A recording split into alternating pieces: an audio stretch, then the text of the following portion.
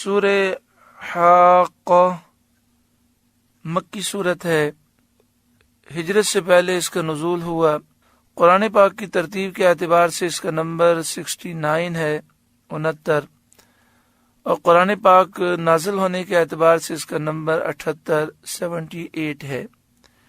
اس میں 52 آیات ہیں اور 2 رکوع ہیں، 256 کلمات ہیں، 1423 حروف ہیں۔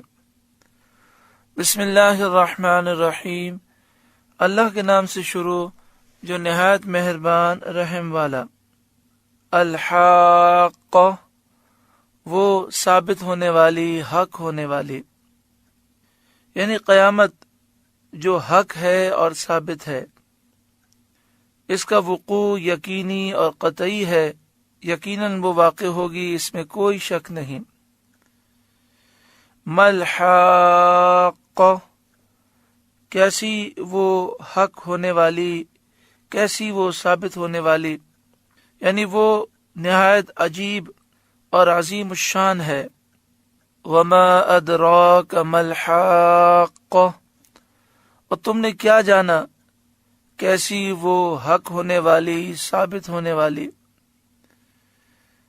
جس کے احوال اور شدائد تک اور جس کی ہولناکیوں تک انسانی فکر کی پرواز ہی نہیں۔ انسان قیامت کی ہولناکیوں کو تصور میں نہیں لا سکتا، ایسی ہولناک قیامت ہے۔ کذبت ثمود وعاد بالقارعہ، سمود اور عاد نے اس سخت صدمہ دینے والی کو جھٹلایا۔ قارعہ، کھڑکھڑانے والی، بہت سخت صدمہ دینے والی۔ فَأَمَّا ثَمُودُ فَأُهْلِكُوا بِالطَّاغِيَةِ، تو سمود تو ہلاک کیے گئے حد سے گزری ہوئی چنگار سے، یعنی سخت ہولناک آواز سے۔ وَأَمَّا عَادٌ، اور رہے عاد، فَأُهْلِكُوا بِرِيحٍ صَرْصَرٍ عَاتِيَةٍ، وہ ہلاک کیے گئے نہایت سخت گرجتی آندھی سے۔ سخرها علیہم 7 لیال و8 ایام، وہ ان پر قوت سے لگا دی 7 راتیں اور 8 دن۔ حسوما فطر القوم فیہا سرعا، لگاتار، تو ان لوگوں کو ان میں دیکھو بچھڑے ہوئے۔ ماہ شوال کے آخر میں یہ آندھی آئی، سخت تیز سردی کے موسم میں۔ بدھ سے یہ آندھی شروع ہوئی اور دوسری بدھ تک جاری رہی، 7 راتیں اور 8 دن مسلسل آئی، اور بہت زیادہ قوت کے ساتھ یہ آندھی تھی۔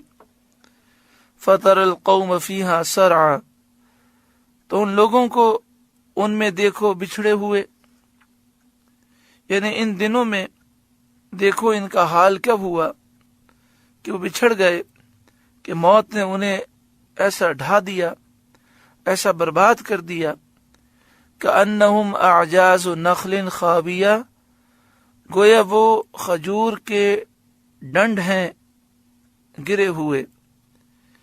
کھجور کے ڈنڈ ان کھجور کے تنوں کو کہتے ہیں جو خشک ہوں اور ان پہ پتے اور شاخیں نہ ہوں۔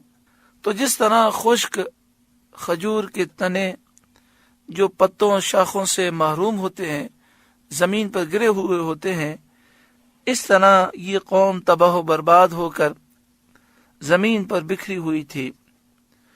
یہ آندھی ان کے جسموں کو آسمان کی بلندی میں اٹھاتی اور پھر زمین پر پٹخ دیتی۔ فَهَلْ تَرَى لَهُم مِّن بَاقِيَةٍ، تو تم ان میں کسی کو بچا ہوا دیکھتے ہو؟